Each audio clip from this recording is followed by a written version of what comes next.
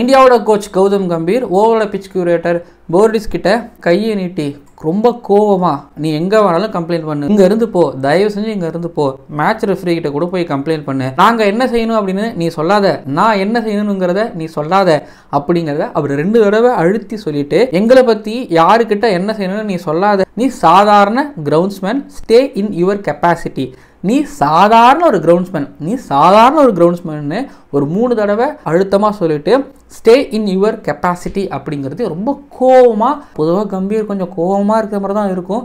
But உண்மையாகவே ரொம்ப அதிகமாக கோவப்பட்டு விரல நீட்டி சோஷியல் மீடியாக்களில் இதுக்கு நெகட்டிவாகவும் பாசிட்டிவாகவும் கருத்துக்கள் பறந்துக்கிட்டு இருக்குது. ஆக்சுவலாக என்ன தான் நடந்துச்சு, கௌதம் கம்பீர் எதுக்காக கோவப்பட்டார், இல்லை பிச் கியூரேட்டர் எதுவுமே பண்ணலையா, இல்லை பிச் கியூரேட்டர் ஏதாவது பேசினாரா, கௌதம் கம்பீர் பண்ணது சரியா, இப்படின்னு எக்கச்சக்கமான கேள்விகள் உங்கள் மைண்டுக்குள்ளே ஓடிட்டு இருக்கலாம். என்ன நடந்துச்சு, எதனால் கௌதம் கம்பீர் இப்படி பேசுகிறார் அப்படிங்கிறது தான் வந்து இப்போது நீங்கள் இந்த வீடியோவில் நீங்கள் பார்க்க போகிறீங்க. ஜென்டில் லேடிஸ் அண்ட் ஜென்டில்மேன், இந்த இந்தியா டூர் ஆஃப் இங்கிலாந்து 2025 டயங்கிராமில் Gautam Gambhir versus pitch curator special Cric Ananda ஷோவிற்கு உங்களை வரவேற்கின்றேன். என்ன நடந்துச்சு அப்படிங்கிறத இந்த வீடியோவில் நீங்கள் பார்த்து தெரிஞ்சுக்க போகிறீங்க. Actually Gautam Gambhir over pitch கியூரேட்டரான ஃபோர்டிஸ் கிட்ட பேசுனது எல்லாமே வந்து நம்ம சோஷியல் மீடியாக்களில் அஃபீஷியல் வெப்சைட்ஸ் இருக்காங்களே அவங்கக்கிட்ட இருந்து பெறப்பட்ட வார்த்தைகள். அதுக்கப்புறம் அங்கே ஆக்சுவலாக என்ன நடந்துச்சு, எதனால் கௌதம் கம்பீர் கோவப்பட்டார், ஃபோர்டிஸ் என்ன பண்ணார் அப்படிங்கிறதெல்லாம் வந்து அங்கே ஸ்பாட்டில் இருந்த இந்தியாவோட அசிஸ்டன்ட் கோச்சான கொட்டக் வந்து சாயங்காலம் அந்த பிரச்சனை காலையில் நடந்தது, சாயங்காலம் வந்து ப்ரெஸ் கான்ஃபரன்ஸை பார்த்து இதெல்லாம் நடந்துச்சு, இதனால தான் கௌதம் கம்பீர் கோவப்பட்டார்னு அவர் சொன்ன விஷயங்களை தான் இப்போ அடுத்தடுத்து நான் உங்ககிட்ட சொல்ல போகிறேன். நீங்கள் முழுசாக இந்த வீடியோ பாருங்கள். என்னென்னா நடக்க போகிற 5வது டெஸ்ட் மேட்ச்சு ஓவலில் நடக்க போகுது. ஓவலில் 5வது டெஸ்ட் மேட்ச் நடக்குது.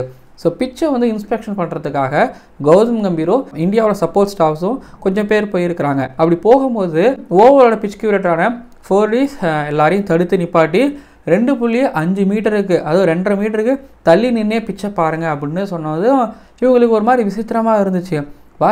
இவங்களுக்கு ஒரு மாதிரி விசித்திரமாக இருந்துச்சு, இவங்களுக்கு எல்லாருக்கும் ஒரு மாதிரி விசித்திரமாக இருந்துச்சு. என்னன்னா காலில் தான் இங்கிலாண்டோட கோச்சான பிரண்டன் மெக்லம் வந்து பிச்சை இன்ஸ்பெக்ஷன் பண்ணிட்டு போனார். அவங்கள செலக்டர் ஆனால் ரோப்கையும் வந்து பிச்சை இன்ஸ்பெக்ஷன் பண்ணிட்டு போனார். ஸோ அப்போல்லாம் வந்து பார்த்தீங்க அப்படின்னா ஃபோர்டிஸ் எதுவுமே சொல்லலை, அவங்கள அலோவ் பண்ணாங்க. ஆனால் இப்போ இந்தியாவோட கோச்சு இந்தியாவோட சப்போர்ட் ஸ்டாஃப்ஸ் எல்லாரையுமே வந்து 2.5 மீட்டர் தள்ளி நின்று பாருங்க அப்படின்னு சொன்னது இவருக்கு விசித்திரமாக இருந்துச்சு. இவங்க எல்லாரும் வந்து பார்த்தீங்கன்னா ரப்பர் ஸ்பைக்ஸ் தான் யூஸ் பண்ணுறாங்க. ஆனாலும் வந்து பார்த்தீங்க அப்படின்னா இவங்களையே தள்ளி நிற்க சொல்லணும் அப்படிங்கிறது ஒரு பக்கம். அப்படின்னா இன்னொரு பக்கம் இந்தியன் டீமோட சப்போர்ட் ஸ்டாஃப்ஸ் இருக்கிறாங்களே அவங்க வந்து இந்தியன் பிளேயர்ஸ் ப்ராக்டிஸ் பண்ணுற இடத்துக்கு வந்து இந்த கூலிங் பாக்ஸை வந்து எடுத்துகிட்டு வந்துக்கிட்டு இருந்தாங்க. அப்படி வந்துட்டு இருக்கும்போது ஓவரோட பிச் கியூரேட்டரான ஃபோர்டிஸ் வந்து ரொம்ப ஹார்ஷாக இந்தியன் சப்போர்ட் ஸ்டாஃப்ஸுக்கிட்ட ஸ்கொயர் பக்கம் நீங்கள் அந்த கூலிங் பாக்ஸை தள்ளிட்டு போகாதீங்க அப்படின்னு சொன்ன உடனே கௌதம் கம்பீருக்கு செம்ம கோவம் வந்துச்சு. ஸோ கௌதம் கம்பீர் வந்து தன்னை 2.5 மீட்டர் தூரத்தில் நின்று பிச்சை இன்ஸ்பெக்ஷன் பண்ணுங்க அப்படின்னு சொல்லும் போது கூட கோவப்படாத கௌதம் கம்பீர் தன்னோட சப்போர்ட் ஸ்டாஃப்ஸை ஓவரோட பிச் கியூரேட்டரான ஃபோர்டிஸ் ஹார்ஷாக திட்டுனது அவருக்கு கோவமாச்சு. அதனால தான் கௌதம் கம்பீர் கையை நீட்டி ரொம்ப கோவமாக ரொம்ப ஆக்ரோஷமாக அவர் பேசுனதை நீங்கள் இப்போ சோஷியல் மீடியாவில் நீங்கள் பார்த்துருப்பீங்க. பட் சோஷியல் மீடியாவில் நீங்கள் பார்க்கும்போது கௌதம் கம்பீர் கோவப்பட்ட வீடியோ மட்டும் தான் பார்த்துருப்பீங்க. கௌதம் கம்பீர் ஸ்பிளிட் பண்ண வார்த்தைகள் மட்டும்தான் நீங்கள் பார்த்துருப்பீங்க. எதனால் அவர் திட்டினாரு, எதுக்காக இந்த மாதிரியான வார்த்தைகள் அவர் பயன்படுத்தினார் அப்படிங்கிறதெல்லாம் உங்களுக்கு கண்டிப்பாக தெரிஞ்சிருக்காது. பட் நீங்கள் யோசிச்சிருக்கலாம், எப்படிங்க ஒரு இந்தியன் டீமோட கோச்சாக இருந்துக்கிட்டு யோசிச்சு பாருங்கள், இந்தியன் டீமோட கோச்சாக இருந்துக்கிட்டு முன்னாள் பிளேயராக வேறு இருந்துக்கிட்டு ஒரு பிச் கியூரேட்டரை நீ ஒரு சாதாரண கிரவுண்ட்ஸ்மேன் தான், நீ உன் கெப்பாசிட்டிலே இரு அப்படின்னு இதெல்லாம் சொல்கிறது ஒரு மாதிரி திமிரு இல்லை, ஆணவம் இல்லை அப்படிங்கிற மாதிரி நீங்கள் யோசிச்சிருக்கலாம். பட் நீங்கள் யோசிச்சிருக்கலாம் அந்த பக்கத்தில் என்ன நடந்துன்னு தெரியாதமல் நீங்கள் யோசிச்சிருக்கலாம். பட் ஆக்சுவலி நான் என்ன புரிஞ்சுக்கிறேன் அப்படின்னா பொதுவாக பிச் கியூரேட்டர்ஸ்களுக்கு வந்து அவங்க அந்த பிக்சர்ஸை வந்து ஒரு மாதிரி குழந்த மாதிரி பார்த்துப்பாங்க. இப்போ நீங்கள் விவசாயம் இருக்காங்கல்ல அவங்கெல்லாம் வந்து விவசாய நிலத்தை வந்து ரொம்ப கண்ணுங்கருத்துமாக பார்த்துப்பாங்கல்ல. ஸோ அந்த மாதிரி தான் பிச் கியூரேட்டர்ஸ் வந்து அவங்க பிச்சை பார்த்துப்பாங்க. அது மட்டும் இல்லாமல் அடுத்தடுத்து நடக்க போகிற ஈவெண்ட்ஸுக்கு வந்து எந்தவித பிரச்சனையும் இல்லாமல் கிரிக்கெட் போர்டுக்கு பிச்சை ரெடி பண்ணி கொடுக்கணும். ஏன்னா என்ன சரியாக கவுண்டி மேட்சஸ் பெண்டிங்கில் இருந்துக்கிட்டு இருக்குது, இங்கே நடத்தணும் இன்னொன்று வந்து பார்த்திங்கன்னா அடுத்து 100லாம் வருது, இங்கிலீஷ் சம்மரில் கிரிக்கெட் திருவிழாலாம் இருக்குது. ஸோ இதனால் வந்து பார்த்திங்க அப்படின்னா எங்கேயும் பிச்சர்ஸ் டேமேஜ் ஆகிடக்கூடாது, குறிப்பாக ஸ்கொயர் டேமேஜ் ஆகிடக்கூடாது அப்படிங்கிறதுல வந்து ஃபோர்டிஸோட கவனம் இருந்திருக்கும் அப்படின்னு நான் புரிஞ்சுக்கிறேன். ஆனால் காலையில் பிரண்டன் மெக்லம் வந்து இன்ஸ்பெக்ஷன் பண்ணும்போது ராப்கே வந்து இன்ஸ்பெக்ஷன் பண்ணும்போது எதுவும் சொல்லாத ஃபோர்டிஸ் எதனால் இந்தியன் சப்போர்ட் ஸ்டாஃப்ஸும் இந்தியன் டீமோட கோச் சும்மா கிடையாது. இந்தியன் டீமோட கோச் ஐசிசி அவார்ட்லாம் வின் பண்ணியிருக்காரு. ஆனால் அவரை போய் 100 மீட்டர் தள்ளி நில்லுங்க அப்படின்னு சொல்கிறதெல்லாம் சீரியஸாக அது தப்பான விஷயம், லிட்டலி தப்பான விஷயம். அதுக்கு அர்த்தம் என்ன? உனக்கெல்லாம் கிரவுண்டை பற்றி ஒன்றும் தெரியாது, அங்கெல்லாம் போகக்கூடாது. அது வேறு வேறு அர்த்தங்களில் இது எப்படி பார்த்தாலும் நீங்கள் வந்து வேறு பாடி லாங்குவேஜில் வேறு வாய்ஸ் மாடுலேஷனில் ஃபேஸ் எக்ஸ்ப்ரெஷனில் நீங்கள் அது சொன்னாலும் அது தப்பு. ஏன்னா எனக்கு நாலேஜ் கிடையாதா? நான் இத்தனை வருஷம் கிரிக்கெட் விளாண்டுருக்கலாம், எனக்கு தெரியாதா? சரி, ஒரு பிச் கியூரேட்டருக்கு வந்து இதெல்லாம் சொல்லணும் அப்படிங்கிறது கடமை தான். ஆனால் அது யாருக்கிட்ட சொல்லணும்?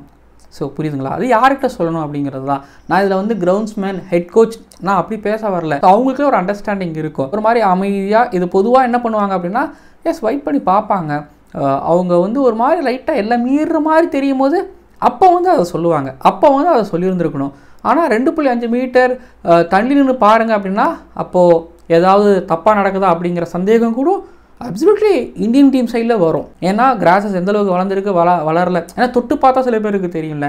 ஸோ இப்படின்னு வந்து பார்த்தீங்க அப்படின்னா இது வேறு லேயரில் வேறு மாறி போகுது. கொட்டக் சொன்னார், ஆக்சுவலி நாங்கள் கூலிங் பாக்ஸ் தூக்கிட்டு வந்தோம்ல, அது 10 கிலோ மட்டும்தான், அதனால் எந்த விதமான டேமேஜும் பிச்சுகளை ஏற்படாது அப்படிங்கிறதையும் அவர் சொல்லியிருந்தார். ஆனால் அதுக்கு தான் 4 days செம்மையாக கத்துனாராம். ஸோ அதனால தான் வந்து பார்த்தீங்கன்னா வச்சு ஒரு ஏறி விட்டுருக்காரு கௌதம் கம்பீர். ஆக்சுவலி சோஷியல் மீடியாங்கிறது வந்து கௌதம் கம்பீருக்கு சப்போர்ட்டாகவே இருக்கவே இருக்காது, அகெயின்ஸ்டாக தான் இருக்கும், கொஞ்சம் ஹார்ஷாகவே இருக்கும். ஏதாவது தப்பு பண்ணால் உடனே எல்லாரும் இங்கே பாஞ்சிருவாங்க. ஸோ என்ன நடந்துச்சு, எதனால் கௌதம் கம்பீர் திட்டினாரு, 4 days என்ன பண்ணார், அவங்களாம் அதெல்லாம் எதுவுமே தேவையில்லை. ஸோ இப்போ நீங்கள் சொல்லுங்கள், 4 days பேசுனது சரியா, அதுக்கு கௌதம் கம்பீர் திரும்ப ரிப்ளை கொடுத்தது தப்பா? இதில் யார் சரி யார் தப்பு நினைக்கிறீங்க, யார் எப்படி நடந்துக்கணும் அப்படிங்கிறத நீங்கள் உங்களோட பாயிண்ட் ஆஃப் வியூலேருந்து சொல்லுங்கள். ஸோ நம்மளோட கமெண்ட் பாக்ஸ் வந்து பார்த்திங்கன்னா சுதந்திரமான கமெண்ட் பாக்ஸ், நீங்கள் என்ன வேணாலும் சொல்லலாம், உங்கள் கருத்துக்கள் வரவேற்கப்படுகின்றது. இப்போ நீங்கள் தான் நாட்டாமல், ஸோ நீங்கள் தீர்ப்பை சொல்லுங்கள், பார்த்துக்கலாம். அப்புறம் இன்னொரு ஆங்கிளில் நான் சொல்லணும் அப்படின்னா, இந்தியன் டீமோட ஒரு ஹெட் கோச்சை ஒரு பிச்சோட கிரவுண்ட்ஸ்மேன், ஒரு பிச் கியூரேட்டர், அவர் ஒரு மாதிரி அசிங்கப்படுத்திருக்கிறாருன்னு சொல்லலாமா? ஆமாம், அசிங்கப்படுத்திருக்கிறாரு. இந்தியன் சப்போர்ட் ஸ்டாஃபை அசிங்கமாக திட்டிருக்கிறாரு. ஸோ அப்படிங்கும்போது யாருக்கு பின்னாடி நிற்கணும், யாரை பேக் பண்ணணும் அப்படிங்கிறத நீங்கள் தெரிஞ்சுக்கோங்க. அதையும் நான் உங்ககிட்டே விட்டுறேன், புரியுதுங்களா? மட்டும் இல்லாமல் இந்தியன் உமன்ஸ் டீம் ஓவலுக்கு ஆட வந்தாங்களே, அப்போயுமே பிச் கியூரேட்டர் கொஞ்சம் ஹார்ஷாக நடந்துக்கிட்ட மாதிரியும், அண்ட் இந்த பிச் கியூரேட்டர் மேலே இதுக்கு முன்னாடி இந்த மாதிரி எனக்கு கம்ப்ளைண்ட்ஸ் இருக்குது அப்படிங்கிற மாதிரியும் கேள்விப்பட முடியுது. பட் ஆனால் இவர் தொடர்ந்து இங்கிலாண்டோட பெஸ்ட் பிச் கியூரேட்டர் அப்படிங்கிற அவார்டை வந்து ஒவ்வொரு வருஷமும் இங்கிலாந்து கிரிக்கெட் போர்டுகிட்ட இருந்து இவர் வாங்கிட்டு இருக்காராம். ஸோ பார்த்துக்கோங்க. ஸோ அடுத்தடுத்த வீடியோ உங்களை நான் சந்திக்கிறேன். உங்களுக்கு புரிஞ்சிருக்குன்னு நான் நம்புகிறேன். இந்த வீடியோ உங்களுக்கு பிடிச்சிருக்குன்னு நான் நம்புகிறேன். பார்க்கலாம்.